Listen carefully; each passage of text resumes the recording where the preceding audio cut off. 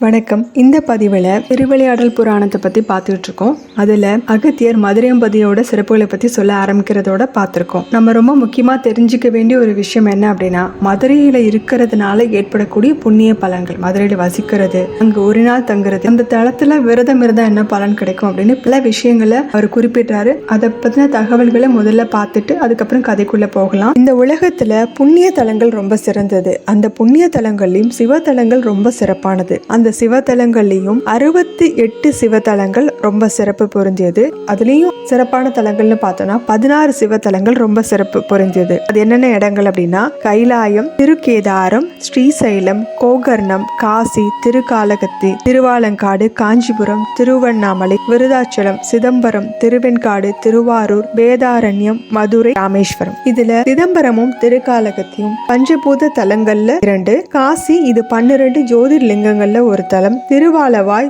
சப்த தலங்கள்ல 1. இந்த 16 சிவத்தலங்கள் சிறப்பானது. இந்த 16 சிவத்தலங்கள்லயுமே 4 சிவத்தலங்கள் ரொம்ப ரொம்ப சிறப்பு புரிந்தது. என்னன்னா சிதம்பரம், காசி, திருக்காலகத்தி, திருவாலவாய். இந்த 4 தலங்களையும் ரொம்ப ரொம்ப சிறப்பான ஒரு தலம் அப்படின்னா திருவாலவாய், அதாவது மதுரை. ஏன்னா சிதம்பரம் தரிசிக்கிறவங்களுக்கு முக்தி தரக்கூடியது, காசி அங்க இருக்கக்கூடியவங்களுக்கு முக்தி தரக்கூடியது, திருக்காலகத்தி அன்போடு வழிபடுறவங்களுக்கு முக்தி தரக்கூடியது. ஆனா மதுரையம்பதி பேரை கேட்ட மாத்திரத்திலேயே போகத்தையும் முக்தியும் தரக்கூடியது. சிவபெருமான் எல்லா தலங்களையும் படைக்கிறதுக்கு முன்னாடி திருவாலவாயை படைத்து அங்கதான் முதல்ல குடியிருந்து அங்க இருந்துதான் மற்ற தலங்களை படைத்தாராம். திருவாலவாய் அப்படிங்கிற இந்த வார்த்தை ஒருத்தர் சொல்ல கேட்டாலே அவங்களுக்கு அறம் அப்படிங்கிற நல்வழி கிடைக்கும். திருவாலவாய் அப்படிங்கிற வார்த்தையை நினைக்கிறவங்க எல்லா வகையான பொருளையும் அடைவாங்க. அதை தரிசிச்சவங்க இன்பமான வாழ்க்கை அடைய முடியும். திருவாலவாயில வசிக்கக்கூடியவங்க முக்தியை அடைவாங்க.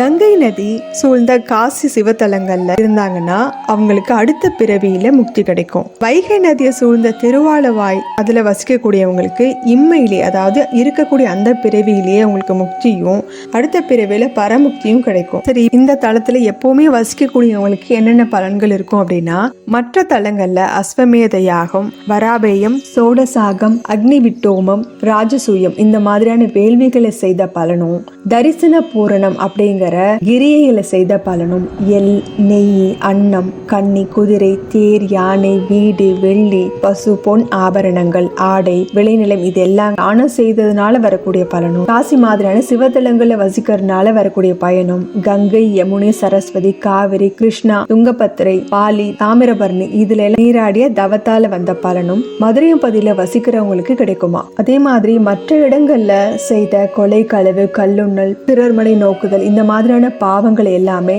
மதுரையம்பதியில வசிக்கிறவங்களை விட்டு நீங்கிருமா. மற்ற தலங்கள்ல சந்திராயன விரதம் அப்படிங்கிற விரதத்தை மாதந்தோறும் கடைபிடிச்சிட்டு வந்தா என்ன பலன் கிடைக்குமோ அந்த பலனை மதுரையில இரவுல உணவு உண்டதுனாலே அடைஞ்சிட முடியுமா. மற்ற தலங்கள்ல ஒரு மாதம் பட்னி விரதம் இருக்கிறதுனால வரக்கூடிய பலன் இந்த தலத்துல ஒரு நாள் பட்னி விரதம் இருந்தாலே கிடைச்சிருமா. மற்ற தலங்கள்ல 4 மாதங்கள் இருக்கக்கூடிய விரதத்தோட பலன் இங்க அஷ்டமி விரதம் இருந்தாலே கிடைச்சிருமா. மற்ற தலங்கள்ல 6 மாதம் இருக்கக்கூடிய நோன்புனால என்ன பலன் கிடைக்குமோ அது இங்க சோமவார விரதம் அனுஷ்டித்தாலே கிடைச்சிருமா. பிற பதிகள்ல ஓராண்டு சாப்பிடாம இருந்து வரக்கூடிய பலன், புண்ணிய பலன் இருக்குல்லே அந்த பலன் இங்க சிவராத்திரி விரதத்தை அனுஷ்டித்தாலே கிடைச்சிருமா. இந்த ஊர்ல ஒரு தவம் செய்யக்கூடிய தவசி 3 வேளை உணவு உண்டு வசிச்சிருந்தா கூட அவன் காற்று உண்டு வாழ்ந்தா அவனுக்கு என்ன தவ பலன் கிடைக்குமோ அந்த தவ பலன் கிடைச்சிரும். அதோட இங்க கொடுக்கப்படுற தானம் இருக்குல்ல, ஒரு பிடி அரிசி ஒரு அந்தனருக்கும், தவம் செய்யறவங்களுக்கு ஒரு பிடி அன்னமும் கொடுத்தவங்க யாரா இருந்தாலும்